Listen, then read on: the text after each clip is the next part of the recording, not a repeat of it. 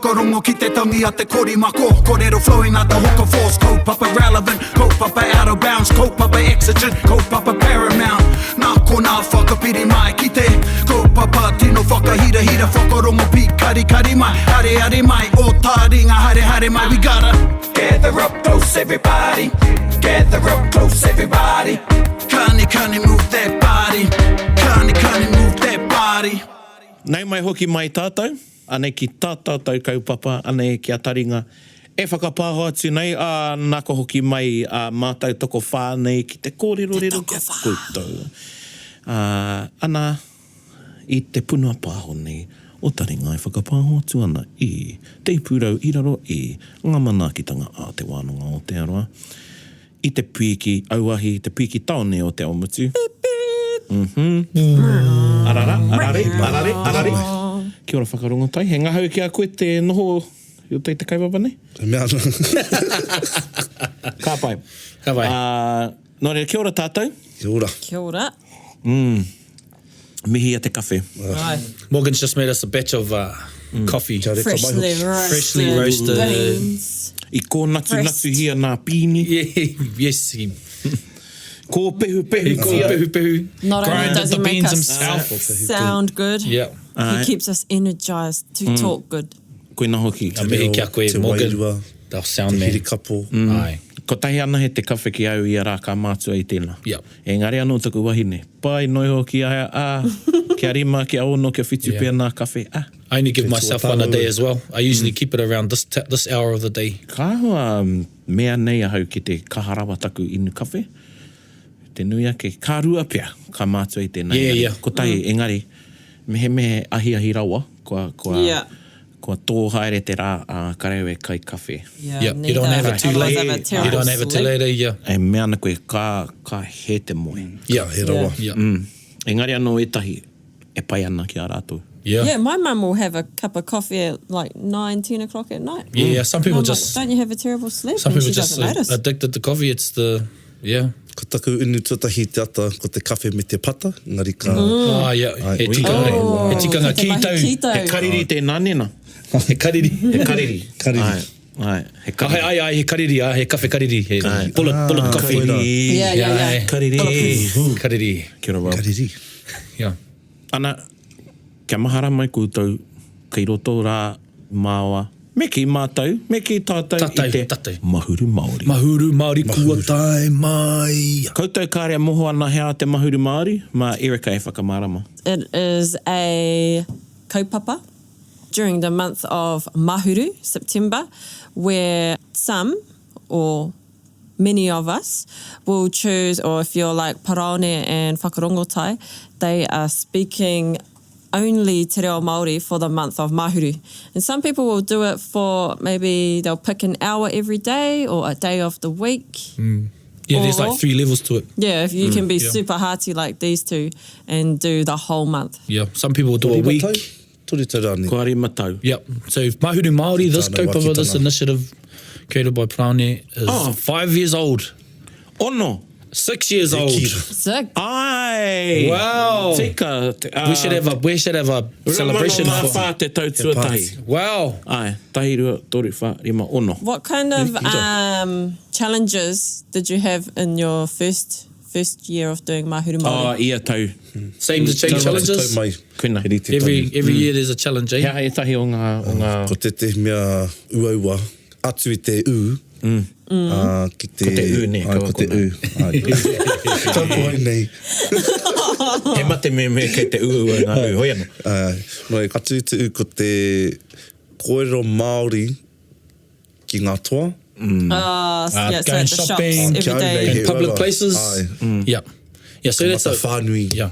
So I think that's, is a part of it. As much as it is to show te reo Māori, to bring te reo Māori to life in New Zealand, in its place of origin, well, sometimes it's not well received, sometimes it's not well known, or how people are to reply to our whanaunga that are sticking to the kaupapa. Pono. And another thing is that, like Praone and Whakarongotai would have felt in the past, is how alienated te reo Māori is within the public space. Yeah, we have special places where te reo Māori is paramount.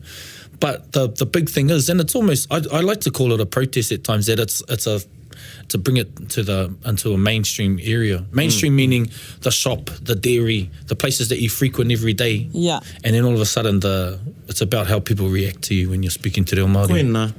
Me Māori re, Ai. I te mea ko taku whainga, kia kaua tētai e whakamā.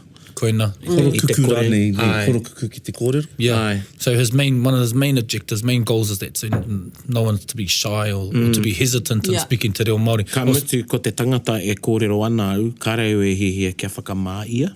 Ka pai. Nō reira, kei te āhua o tō tuku i te reo, ki tērā pai. tangata, Yep. mehe mea kā reo na reo Māori, Yeah. me ata kōrero, me wairua pai, ana koene ngā āhuatanga o te reo, te tikanga, Yeah. ko mohi o whānuitia engari.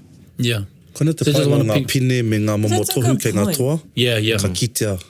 I think what you were just saying there is a good point, because a lot of cases where people would have seen te reo would be in things like the haka of the All Blacks, and it would maybe be perceived as something quite angry, as people do. So Yeah. what you were saying is to not make other people feel whakamā about it, and in your ahua to be gentle in it, Yeah. and they'll feel maybe Kia you'll marire. change their Kia perception, marire. and they Yeah. will maybe realise that it's not an angry language. Yeah. Ai. Yeah. Kana That's hoki. big, yeah. So that's cool. Yeah, so, hara. kia koutou hoki e iu ana ki tēnei kaupapa a tātou, e mihi ana kia koutou. I know. Kone te wā, ka whai wāhi atu te reo Māori roto I tēnei kaupapa, ko Taringa. So for those that aren't doing mahuru Māori or are a bit slow on the uptake in te reo Māori, don't worry, we'll be here to do our best to translate what has been conveyed Yes. by my friend here, Parani Gloin, and whakarongotai hohepa. Tēnā koe We wā. will do our best. Yes. I said we will do our best. And I will do my best to let Snowy do his best. Mainga, mainga. Mainga. Mainga. I remember this from Māori television ad. I Mainga, roto i te mainga. E hara i tērā nera. Away na mainga. Oh, kua taka Hoi te anō. kapa. Oi no. Kei te au rongo i tērā wairua. Kei te awa kakama ngā whakaro ki te... Me kakanga mai tota. Mainga. Mainga. M-E-I-N-G-A. Mainga. One word. What does it mean? What does it mean? Yeah. Mainga is like, oh man, see, to give it one meaning that actually sort of makes it shy away from its other meanings. So to my understanding, mainga, you can use it like how you used to say eki. Like, is that right? Mainga. Or you can go, oh, mainga. It's like, is that so? A bit Mainga. surprised. Yeah. But surprised. Mainga. Mai he And, nui o nā mata. E nui ona mata. Yeah, there's many... Multifaceted. Multifaceted, yeah. Pai Te tērā. kia koe, Prani? Koina, e pai ki au tēnei kiwaha kia kōreroti ai konei, I te mea, he nui te hunga e pōhe ana he kupu mihi. Yeah, tika. yeah. Ake. So a lot of people get confused and think it is a kupu mihi. But it's not. He rite ki te ko koe a runga ahua Yeah. pēnā. Yeah. Te rongo no atu. He ai ahua pēnā te whiu. Yeah. Ai, te whakahua? I tēnā o te ai, me te whakahua, te Yeah. oro. Te oro. Yeah. Ai. So we have this thing Mainga. called mainga, and like Mainga, mainga. some of my cousins in mine, like some in Kaikohe and Moerewa, you know how you've got whanaunga, you've got mates or family, and they go, oh, that family that you can't Yeah, unchoose. right. Yeah. And whainga means whanaunga to us, or hainga, Tainga they say hainga. And so when some of your undesired whānau come by and you go, oh, whainga. Your whānau, whainga. That's your cousin. Yeah. He rere ke tērā kare mātou e ki whainga, Yeah. kei a mātou te wha. Te whi. Ai, koina te mea miora ki au. Whainga, Yeah. engari ka ki ko te hakarongo, Hakarongo, Hakarongo, yeah. oe no ko te reo tira. Ko te reo Nā tēnā, te atahua o te reo. Yeah, so that's another, we'll talk about dialect another time. Mainga. No re hoa Mainga. tētahi tawira. Ka mea pē tētahi. Ko au te tangata. Mainga. Mainga, yeah. Ne? E ki, Yeah, e ki. I'll do our kōrero. Mainga. Is that right? Okay. And mainga is like a real general word too, eh? Oh, Like, nera. I Mainga, tell my mainga, daughter, mainga, like, the only way she knows I'm telling her to turn it down, I say, mainga iti te oro. Oh. Meinga e te oro, meinga nui aki te oro. Like, turn it down. Whenai te mea. Mea Yeah, tia. mea. Mea tia, yeah. Mea. Well, to... Me tia Mai te te mea mea. ki runga i te mea kia mea. Yeah, mea ake mea. Yeah. Ka hanga mea nei, te mea nei, mea mai nei. O, e nui te mano o te kupu mea. E toru ngā mea. Torenga mea. Ora, meinga. Mainga. Ka vai, koe nā te kiwaha? Alright. Ana. So it's been a while since we looked at all of our pātai that people send in to our Facebook nui. and E nui. now our Instagram too. So today's episode we're going to look at some pātai. Patapatai. I think we might make these a regular thing, eh? Yeah, every 6 weeks we'll have a look at our listeners' pātai, ngai taringa. Yeah, so keep them coming in because we actually do look at them Pono. Pono. and we actually do try to answer Yeah. them. And a lot of times we don't answer them because they actually questions. require a full ep.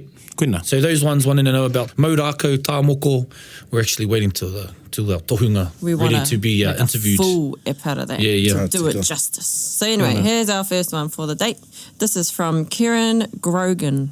Dialects. How about a comparison between formal phrases, kupu, and the informal way of saying the same thing? Mainga. Tika. O anei te tahi, he māma. Mōrena. Morena, yeah, morning. Mōrena. He opaki tēnā. Mōrena, tēnā koe i tēnei ata. Same, but different. Ai, opaki te Yeah. tahi. So the informal one was Paku o ka wā was ki te- morena, eh? Ai. Which is the transliteration of morning. Morning. He kupu whakawhiti. He kupu- kupu Yeah, mahara koe. whakawhiti. Kupu mino. He kupu mino. Ai, Mino, e yeah. hara i te... Yeah. Mino. Ai, Not e a hara i translation. te taratiti aihe. Yeah. He kupu raune. Yeah. Mōrena, tēnā koe i tēnei ata. Tēnā koe i tēnei. How are you this morning? That's the more formal way, in comparison to morena. Yeah. Ka tikina te he kupu i tō pito te ao, i te tai tokerau. Ara ko te e mara. E mara. Ana i rongo kōrero, he kupu anō ki te e kara. Ngari, ko tetehi he mea o paki, ko tetehi he mea Oh, really? o kawa.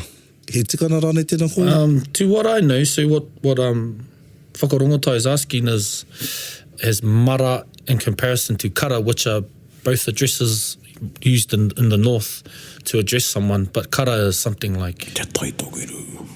Ki te rata o te pakitara. Kei tua te pātu. Kei tua te pātu. Yeah. So e kara I know is to address someone, actually like someone older than you. That's how I felt, yeah. But e mara is a daily address. You know, you get e mara. Like bro.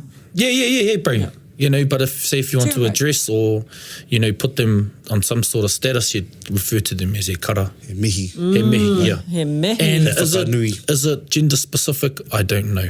Te mara. E kara. Oh, nera. Yeah. Oh, eki. I can't say. Mainga. I can't confirm nor neither deny whether it's for kuia and kraua. Kare nau kia rongo i tētahi e pao e harai te mehe nui aku haerenga i roto i a koutou engari. Oh, pai tēnā. I haven't heard a female being addressed as e kara. Yeah, but perhaps ngai taringa, if you know, put it on our Facebook page. E pai ana te ki e karama, pēnei te e koroma. Nah. Nera. In our whai kōrero exams, te panikiretanga, we're corrected, like you just say e kara. Ai. You don't say e karama. Ai. Ai. He aura. Yeah. Pewhia te e marama. E marama, e tā marama. Ngā tā mara. Mara. E tā marama. Tā marama. Yeah. So there's that, and e koro is for the boys. Ai, koena te tei whakaakoranga ki au i te tei haerenga ōku ki roto te tai tokerau. I te ki au, heri te tonutaku ki e koroma, e hamamu ana. No muri ka kōrero mai te korua ki au. Joe? Oh, yeah. E ka kōrero mai ki au, mohe mai koe, te me. Oh, tēnā koe. So what Brian was saying is when he went north, he did his mihi and called everyone e koroma, and there was a bit of rumblings amongst the listeners, and then he was told later on that, e koro means boy up here, so to refer to someone as e koro. Kia mohu ai koe. Yeah. Just so that you know that Mainga. koro is for the younger lot. Yeah. What's something different that you could have used? E kara. E kara. Oh, yeah. Yeah. But because you didn't know Would you, in a whai E kōrero? kuare nōku ki te reo o ngā puhi I Yeah, te yeah. rahi taku kōrero. And it's not well known either. Prani was saying this because he didn't know, he wasn't aware. But a lot of people aren't aware, even some at home. They don't know the difference. Yeah. Kamutu, ahau nei ka haere ki ngā kaupapa āmotu. Nō reira, harai te mea ka noho koko muka tūtara awhare. Pēnei me etehi, nera. Nō reira, I te noho a ngā tonutanga o etehi ki o rātou kāinga, kāre mōheo ki te whānuitanga o te reo. Yeah. He reo kei kō, he reo kei kō. He pēnā anō I roto o te taira awhiti me Ngāti Porou whānā apanui. Ka me rātou crow. Crow. Yeah, crow. Yeah, Yeah. He reo ōpaki. yeah, cool. Te koro. Yeah, te crow. Yeah, crow. I like how they say Ngāti Porou too, like, oh, Ngāti Porou. Oh, they're real quick. Ai. Yeah. Nā he āhuatanga anō te rā nā mehe me kare koe mōheo. Yeah. Ka mahi, hea tēnā reo. Yeah. He me ōpaki tēnā. Engari, whakaatu ana I te hononga o te rā tangata ki a koe. I te me e kore whakahua noatia ki te tangata noiho. Yeah. Nō reira, ko aku hoa o Ngāti Porou o te whānāpa nui ka kōrero pērā mai ki au. Yeah. And e pai ana. Yeah. Ai. Nā runga I tērā hononga I wainga Yeah. nui. Ai, hononga a hoa nei. Yeah. Ka pai. Oh, well, I want to go back to when Prani was saying, Are mai o ko Taringa. muka noho tarawhare. Somebody who likes to stay home. Yeah, someone who stays home and I is know that word. not quite aware of all the beauties of the language of te reo throughout the regions. Right. So yeah, from befriending people from that area and amongst you can talk like that. To each other, You can yeah. talk to each other. I runga marae hoki. Oh yeah, ka pai. Yeah. Aye. So even through whai kōrero and stuff, when you're addressing your crow, your bro. He pēnā ki au te e mara. Yeah. Pai noho ki au me he whai kōrero ki te mohe au ki tētahi no ngā puhi Yeah. no te taitoke rau ki te ki mai e ki au e mara I Yeah. roto I te whai kōrero e harai te me whakaiti ana I au engari he whakātu atu tērā I tō māo hononga Ah, tika, yeah. Yeah. So it's showing you're using addresses or words between your friends, knowing, because I think it's flattery when you use. whakamana. Yeah, He whakamana. I tō there whua it no is. taua iwi. Yeah. Totally. Yeah, it is. It's you're acknowledging them. and- Whena au Yeah. ka haere ki tetehi hui no roto I a rotorua I te arawa. Yeah. Ka whakatiaroa I taku reo. Yeah. Ka whakatiaroa Exactly. I taku reo. Yeah, so you'd speak in the way that you speak, and it is flattering because you've taken the time to learn that language of your mate. That's what I say to my mates from the coast, and I say, oh, kei te aha. You know, and they go, ooh, che. And he goes, ooh, tō kaita, tō kaita. No, e hika. You know, yeah, so it's cool to learn all hika. those. Yeah, my mates from Tūhoe go, oh, e nei tāhai nei, e nei Tāhai. tāhai. Yeah, and they go, phew. Yeah. Hena, e hara I te mea me mōhio koutou. Yeah. Tanga whakarongo mai ki ne momo kore hono. Mā tō haere. Yeah.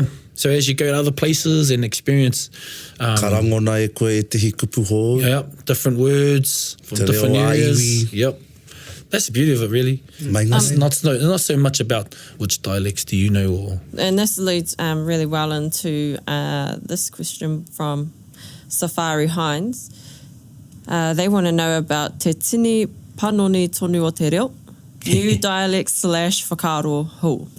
Tēnā koe Safari kei te mohe au ki a koe O e Patapatai tēnā Yeah. That's a good question. Whakaaro A living language is a changing language. A language that suits the landscape of time. Boom! Ui, hohonu. Boom, mic drop. Well, yeah. I used to think, well, now we've got to speak the way our tupuna spoke. But our tupuna never flew on a plane. Tika. Our tupuna Yeah. never Whānau learned ki tō their ao. language. Yeah. Through. And it doesn't mean that we forget what they spoke, because everything, well, you know, it's The all times intertwined are with it. always changing, Yeah, so yeah. we've got to adapt with the Yeah. changes. And people will be... Ka huri te reo. Ka huri te reo, yeah. So in order for a language to, survive, it has to, adapt to the times. It doesn't mean that you lose its essence, its Māori. Ko te mātauranga Māori ke aunei te Māori o te reo Māori. So Tikara. the Māori knowledge and understanding is the essence of our language. So what about with new dialects? You know how the way we learn te reo Māori these days is very sort of curriculum based. We're all learning from the same sort of style, from Yeah. these same sort of So books. let's go so from, would that be a new dialect, sort of? E hara Yeah.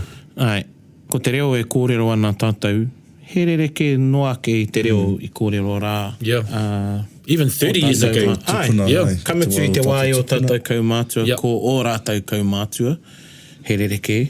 Ana, te wā i whakawhiti mai nā waka i Hawaii ki he rereke. Yeah. Rereke. Yeah. No atu. Yeah, Nō so- reira ai, huri te ao, huri te reo. Yeah. Yeah. Ina nahi noiho nei i te mātakitaki au i a Turuhira Hare. E kōrero ana mo te reo te rangatahi o nāia nei me te noho rangatira pea o te reo ōkawa ki o rātai whakaaro. Ana kua kore o rātai mōheotanga ki te whakawhitiwhiti kōrero, maroto mai i te reo ōpaki. Tika. Te reo ōpaki noiho, te reo ngahau ana ko etahi o ana kōrero ōpaki. Ko ia noiho e kata ana. Oh, this, Yeah. oh, you were watching her wakahui, eh? Ai. Ai, yeah. Ko ia noiho e kata ana ki tāna i kōrero. He kore Yeah. nō nā rangatai e marama. Yeah, marama, yeah. Yeah. Ne. Yep. So Ana. we're most, we're occupied with thinking in te reo Māori, but through the formal way of language. And what Turuhira Hare is talking about how to exchange kōrero every day through informal language in te reo Māori. And she's making jokes in informal ways, and she's the only one laughing because Yeah. the younger... O kawa tonu ana. Yeah, because they're still thinking in a formal way. Ai, he ko kore rānei kakama. Ne, ki te they're not kapo fast ake enough, i te matu Yeah. o te kōrero paki. Yeah. Ne? Whenei etahi o ngā kōrero e kōrero nei tātou, ne? Ai. Me he mea he whaiti tō mōhio ki te reo e kore koe e kapo. Yep. I te matu no reira kare koe kata. Ai. Nā pai. I've heard it being described as the way we're learning, the language we're learning now is a contemporary language. So it should be. I mean, that's how it survives. Aye. But it doesn't mean, like I said, you still have more tete and old interviews and transcripts that show the old language. E noho ana tātou i te ao hurihuri. Yeah. Kamutu tētai a te wini. Nera. Yeah, you can't win. Ki te nui, Yeah. ki te nui te o reo ōpaki ka me awa me kōrero ōkawa, ki te nui rawa tō reo ōkawa, Yeah. kare koe mō ki te reo ōpaki. Yeah, tika. Ana, i karawhiua te panikiretanga, e etahi, e tētahi nui ngā. I runga i te nui pōhehe ngā. ko tā te panikiretanga mahi, he whakaoho i ngā kupu tawhito. Ai, engari he nui hoki te reo ōpaki i roto i te panikiretanga. Yeah. So what Prani was saying, institutes of excellence like te panikiretanga o te reo have been given a bad rap because it's been misunderstood that we've only taught the formal language or the highest of te reo Māori, but we've brought back to life some old words, but also actually upon reflection, a lot of it was learning informal language. Koina. Because that is actually where the heart of... Koina te tehi. Yeah, not everyone can stand on the marae or should stand on the marae. Not everyone should speak at a formal gathering, but everyone should be able to really speak. speak like that in everyday context. You can't. People who are having kids, like if you go back to our 100th episode, Te Manaho had to learn a new language. Yeah. Tēnā koe. Tēnā koe te tamati. Ko mai te tote. Kia hoki mai ahu ki te kōrero nei, ara tētahi kiwaha i putai i roto e nei tau, ko te karepai ki aihoi anō, ko te wekeneru. Wekeneru, yeah. Nā, i whānau mai i roto te papai oia, Ai, tika. tērā kiwaha. Wicked. Ai, Yeah. te wekeneru, engari he mea i waihangatia e ngā tamariki, Yeah. o mana tamariki, e ai ki te kōrero. Ai. Nō reira, koe nā, ko te reo hou tērā, nō reira kareu e whakahe i te whakaaro ki te waihanga kiwaha hou. Ko etahi kiwaha, he haere mai, he haere atu, ko etahi ka noho tonu. Ai. Me whakarongo pi kari kari. What about the word koa, as in what people use these days for please? That's a whakaaro ho, isn't it? Ai, he tika tēnā. We learn manners in English, right? Yeah. In the Pākehā thought process, and you have to say please and thank you. Yeah. But in te reo Māori, it's how you say it. Yeah. You can say, they say an equivalent for please, tēnā kua, kapia te kuaha. Yeah. But what if you say, tēnā kua, kapia te kuaha? There's still no manners in it. You're still using tēnā kua as of please. Te wā o tōku, kakaraiwa o tōku koroheke, hei tā tōku māma, ka kaha te karawhiu o era kupu koa, o mai koa. Oh, yeah. Ai. In the times of your grandparents. Tōku koroheke, ko whakarongotai hoki tō Oh, neimoa. yeah. Ai, no mania poto hoki. Kaha karawhiu e rātou te kupu koa i roto i era momo pātai. Me te ano nei he tono. Nei he tono tēnā ho mai, ngari, ko hei tāna. E whakakaha ake. E whakakaha. Oh, okay, so that's where it come from. Koa is he mea whakakaha. I te wai ratu, aiwa. Ngari, ko tāku i ako ai, i roto i ngā tau, kaore tika ana. Yeah. Ka mutu ko te whakamahi ngō taua kupu e he ana, i te nuinga ka mea rātou, homai te patakoa. Yeah.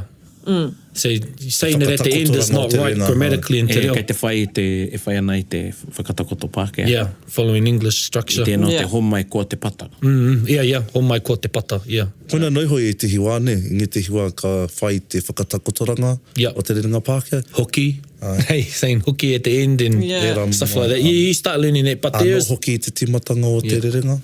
But like within language, if you're asking something nicely, it's the way you say it. Te reo Māori, there's really... You can say tēnā koa, but it may not convey your sincerity. Yeah. Depending on how you say it. Tēnā koa.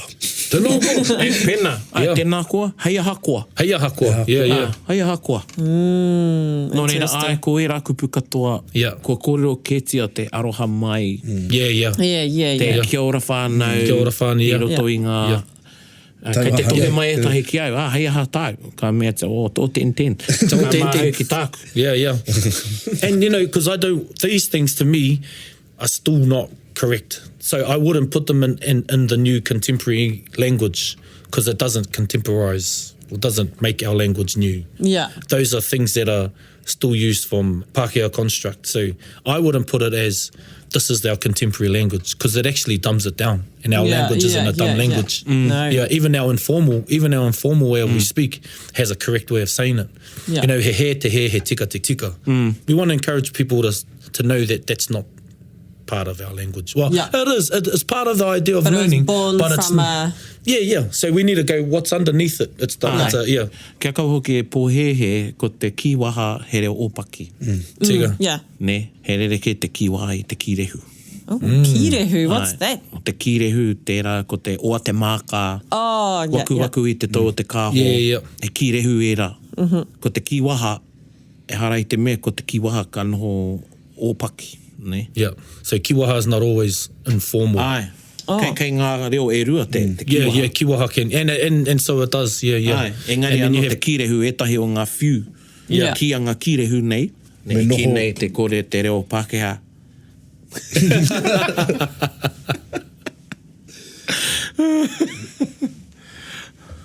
Ki te reo ngāpui slang. Slang, yeah. Ara, koe te reo nā kareo e kore. Koa slang ia te... Ai. Nā here ke te rā. Yeah. Ai, here ōpaki te rā. Yeah. Okay. And that's really ōpaki. Yeah. Tēnō. Ai. Nō reira, hei reira. So yeah, there you learn. Kirehu, kiwaha. The difference. Kuina. Okay, I'm going to take it now into something that is a bit less informal. This comes from Te Ao Mihia Rangi Huna. No Ngāti Porou. She wants to know about ngā momo kaupare taku mai I ngā tohunga.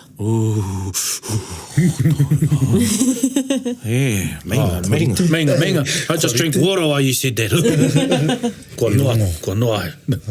E tēnā koe ko. Tuatai ko te kia whakautu au I te wahanga tūru o te pātai.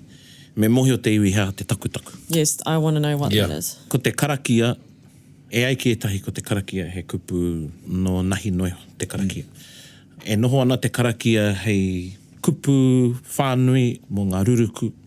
Me ngā kōrero, ko ngā kōrero o atua e nei. Nō reira, e kōrero ana koe ki o atua. E tohu ana koe I o atua. Koe nei te karakia Māori. So the karakia Māori is almost an instruction to your deities. You know, to your commands, to your deities to do your bidding, actually, because a karakia Pākehā is more of an inoi is a wish. Is asking. The way I look at it is... he tono, Yeah. It's a request. Yeah, that's a request. And I like to think of karakia as being more like projecting your gratitudes. In somewhat way. Ko te karakia Māori o tua whakarere he rereke. Yeah. So he tapu kei reira he wehi I roto I te karakia Māori. Ka rongo koe te mataku. Engari, ko nā karakia Māori, koe tahi kei ko nei, pēnei te karakia hei karakia huakirangi, ne? he tīmatanga mo te rā. So Te your, wā ka your whiti morning mai. karakia, and you do it just before sunrise. He rereke te tapu o te rā, i te tapu o te karakia, tā i te kawa o te whare. No reira, he rereke. Engari te kupu karakia, i nā nei, e noho ana hei hamarera. Umbrella, yeah. Ai, A moera. generic Generic term word, for all, yeah. for all prayers. No reira, i roto, ko nā karakia i nā wā mua, ka ki te Māori, ko te karakia, hei whakamārire i te moana, he awa. He awa. Ne, o he awa tēnei. Hei whakawāte o he waere tērā. O te kūmara, he tapatapa tērā. No, he ingoa... More ear, so every karakia had their own, had their own categories, had their own names. Ai, he Yeah. ingoa. Yeah, he ingoa. Tō tēnā. So they had their own names. So he was saying one for whakamārire moana. There's one they called rotu, eh? He Ah, he rotu. He rotu, Ah. yeah. So and there was for love charms Oh. was what's that called? He ata. Atau. Ka mutu, ko etahi o nā... Kia kau e whānui rawa, nā kōrero ki tēnei kaupapa hoi anō. Ko etahi karakia ai he momo, ne? There are Type. types. Ai, ka mutu he ingoa motuhenga tō te karakia. Oh, yes. Everyone had their own name. Okay. Ai, A tērā genuine. pē tērā pē he karakia motuhenga, motuhake ki tērā tohunga, ki tērā iwi, he ingoa tō te karakia. Yeah. So it had its own name. Ai. Yeah. Ai, nā, kei ngā iwi e rā. Nō reira, ko e rā, he mea kāre nā kupu e rereke. Haere nei he whakatupuranga ko aua kupu tonu. Yeah, most of the words wouldn't change. Yeah. Oh, okay. Nō reira, ko Yeah. nā karakia mō ngā waka, e rite ana, ko tā tātou whakamahi e rā karakia, e rite ana e rā karakia ki te wā o ngā mātua tūpuna. Te tainga mai o te waka. Ai, Yeah, yeah. nō reira, he tauira pai tērā. Yeah. Ko te karakia Māori, he manawa taki tōna. So there's a beat and a Beats, rhythm. Rhythm, yeah. Yep. Rereke te karakia te whakamoemiti Pākehā, te Yeah. whakamoemiti Karaitiana. Kāre he manawa taki. Yeah. Māna, ka whakarongo ki ngā karakia o mua, o te hāhi rōmana ki te reo. Yeah, yeah, katorika i tāre anō. Ai, ka rongo koe. Tarara, Spirito Santi. Yeah, yeah. Tarara, nā, he manawa taki kei reira. Yeah. Engari, ko te aho hoki o te tuku. Nō reira, ko te taku, nā ua ke e rā kupu. Yeah. So he mea tene, eh? Kōrero tene. Oh, he Karakia tene. He karakia tene. So off the cuff. off the cuff, Ai, yeah. Engari, he manawa taki tōna. Yeah. Yeah, still a beat. Ai. Yeah, but it's an Kei roto i impromptu te- Kei from tēnā, Ai. kai Yeah, yeah. karakia tohunga. just comes out of you at the time. Yeah. Ai, ko e nā te taku. He manawa taki tō te taku. Ka pērā hoki, te taku i o nawa. And taku. Ka. Nah, yeah, taku. Yeah, and Ko nā taku taku ako i te taku.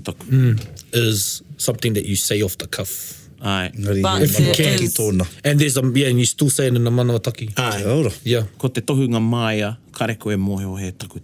Yeah, tika. So you're saying the good tohunga, you wouldn't know that they're doing it off the cuff. Unless you knew because you can hear it now. Doesn't mean that they're not doing it right or wrong. Aye. It's because, there may be a special occasion or quite a significant one or different one that karakia turns into a taku, so it molds around Aye. to the purpose of Yeah, what he or he is Aye, doing. kia ora. Yeah. Ai, So you can start, yeah. ai. So I feel like I've probably heard some and not knowing. Tērā. Tērā pēr. Yeah. But it makes you want to listen. And so when you listen, and the more you understand it, the more that when you can put your belief into it too, that's where it gains its... Yeah. Ana, koe nā te menui ko te whakapono. Yeah. So the belief is the main thing. Nā, ko te wāhanga tuatahi o tana pātai, ko Yeah. te Momo pare. kaupare. Kaupare. To divert. Me hoki ki o iwi, ki o hapu, kei reira te whakautu i te mea, he pēnei anō i ngā karakia, ngā ruruku rānei, kei tēnā tana pare. Ne? Nā, kia kapi haere, whakakapi haere tēnei kaupapa.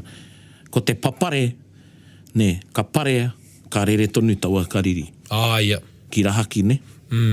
Ka mate tonu tētahi. Yeah. Ka raru tonu tētahi. So what Prani is saying is that answer to find where kaupare, where to divert karakia, is the answers are within back in your hapu, in your whānau. Because each hapu and each iwi has their own. Here te ketanga. Yeah, it's different. Hapu, different. tēnā iwi. Yes, and now the kaupare and our pare.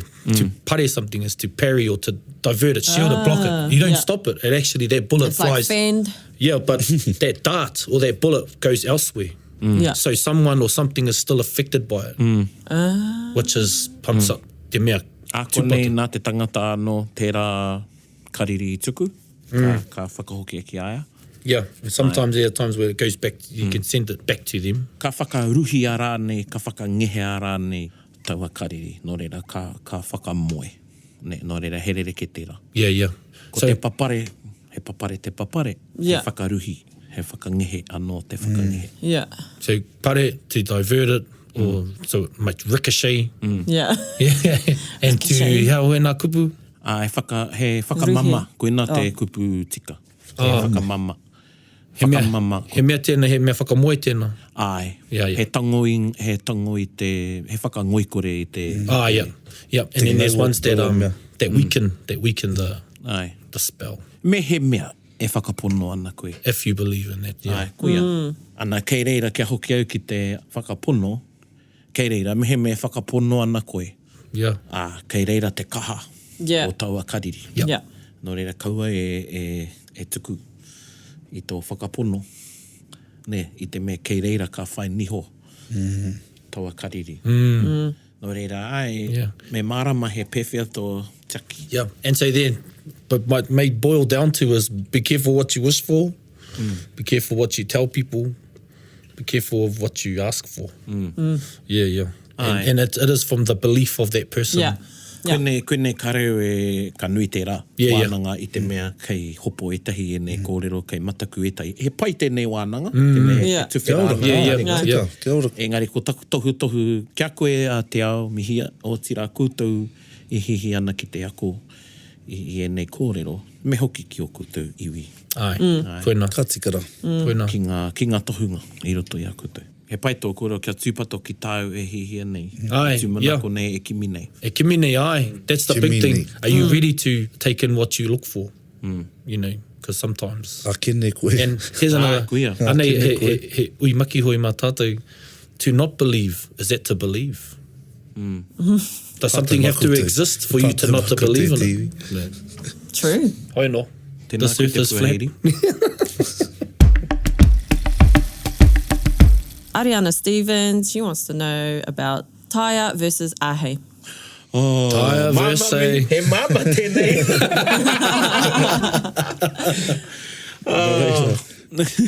From me being in a reo class at the moment, I've heard this one come up a lot with people. Yeah. You know, asking if they should use taea in a situation, and then we talk about it and figure out, oh no, actually you should use ahei because it might be like, Oh, I ka can't tae e see kōrua, you. nō reira, mā kōrua e whakautu. I want to say this because I used to always get it corrected to me from my English teacher. oh really? This is probably one of the best examples I know. Tika. I used to say to my English teacher, Miss, can I go toilet? And she'd go, yes, you can, but may you? So even in Te Reo Pākehā, there are different ways in Yeah. ability and permission. Yeah. So taea, you might be able to do it, Yeah. but you might not have permission to go do it. So Yes. then it'll be ahei. May. E tae ana. E tae koe ana. Te mimi. Well, Engari, yeah, I kaore, am We able all to have do the that. bodily functions to be haere. Yeah. And yeah, so the example that came up in, at our noho on the weekend was someone was saying, I can't see you. They meant like they couldn't see them right then at the time. Not that they were blind or anything, but then they were like, no, actually you can see. But are you not able to? Or is something blocking? Ka hua uraua e rā momo nā te mea That ko was- te yeah. wairua. Yeah, yeah. Ko te So wairua, say like he you were re on kepea. the phone to someone and you arrived at a place and you're like, oh, where are you? I can't see you. You can see. Ka mea But noho, you ka reo can't. e ki te a koe. Ka reo ki te Ka reo I don't see you. whakamahi i te Here tae. ke- Yeah, there's no Aye. need for it. There's no need for Aye, tae o aye. ahei in that one. Kei te kite au, he hai pēra ai. Yeah, Hei yeah. Whakaaro noiho nei. Aye. Ka mea, ka reo e ki te a koe. Yeah. I can't see you. So, Kuia, kareo e whakamahi te taea, te ahei rānei. yeah, so in Koina that te example, there's no pōhehe need nui. for... Ai. Yeah. And Pōhehe nui te Yeah. taea me te ahei. yeah, Te whakamahinga o aiwa kupu. yeah, massive misunderstandings of how to use that. But, Yeah. you know, it's the same thing with the way we think in terms of English, in terms of Pākehā structure, that we need an equivalent for every word that we use. So I can't see... Yeah. Mo tērā tauira, mehe kāpō, I reira Yeah. ka whakamahi. Yeah, Ka yeah. whakamahi e te taea. Kare tae au. Yeah. Nā Yeah, te mehe yeah. kāpō. That's a big couple. Mara. Yeah. Ai. Kei te wharehere koe mena, e ahei ana koe, kāre rānei, e ahei ana koe ki te ki, like, yeah, if you're not permitted to see them. Ko te ahei, ko te mana. Ko te mana, that's a good one. Ne? Ahei mana. Tauira pai. Kei a koe te mana ki te mahi taua mahi. O rea, e ahei ana au ki te traiwa i taku waka. Yeah. E raihana, Yeah. tōku. Tōku. Ai. Hei o ai? Te me he tohu. He tohu. So a license is a... Ara So tohu. certificates are... Ai. Kai There you go. He rangi. tiwi.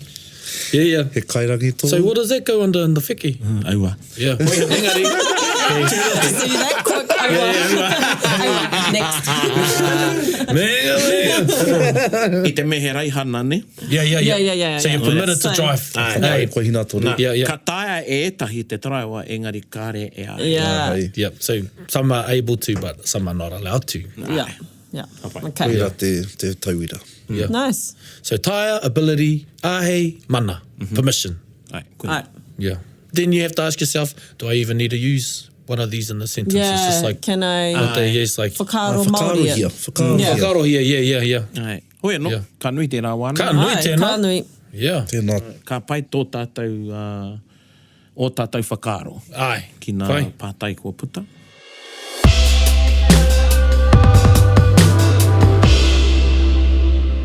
Ko tā tātou waiata mo tēnei putanga, ko ngā puawai o ngā puhi. Mainga. Menga. Yeah. We went there. We used menga and a few other things about kara e koro. So yeah, we thought it fit It's in. only Like, fitting. Yeah, written by the late pt5. Ooh, you know the waiata te I toi. better because he's my uncle. And even then, someone's gonna say, "No, it was so and so." But anyway, menga. So Menga, yeah. menga. So Menga according tō. to Ngāti Pākau te Māureure, nā pt5 tēnei waiata i tito. Ki te reo e tangi nei, e ringi hea mai ana, mai aku ka mō, maro e matae. Maro ana te mamai, maro noa te pōuri, kaua e mauriri, anei anō hera. Maranga mai e te iwi, o ngā puhi, ki a mau, ki a u, ki a pu.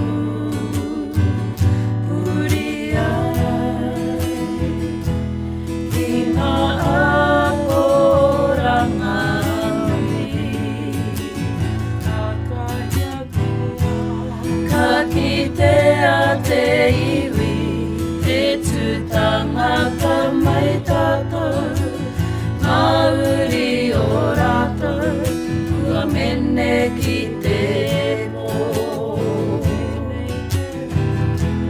Ki ngā kaia whina e, ki ngā whaianga matua, anei anō ngā hua, e puawai ana mai. Maranga mai e te iwi, o ngā puhi, ki a mau, ki a u, ki a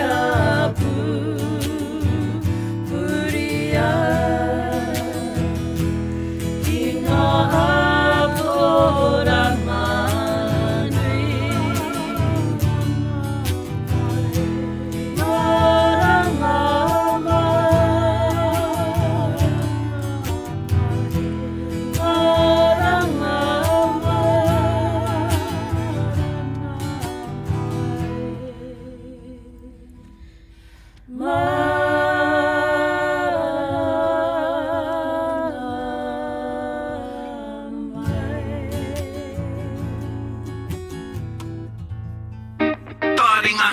taringa, Kia hamau, kia o, kia pupuri ai. He korokoro tui.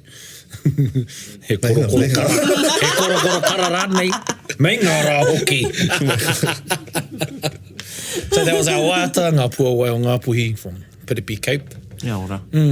Some mean pātai today. Tika, Yeah. e whiana pātai. Only about 3. We only answered about 3. That always happens, though. Yeah. Queue up all these questions and then hello. Ai, Yeah. o he tohu tērā, he nui tō tātou whakaaro ki te whakauti tika i ngā pātai. Tika, yeah.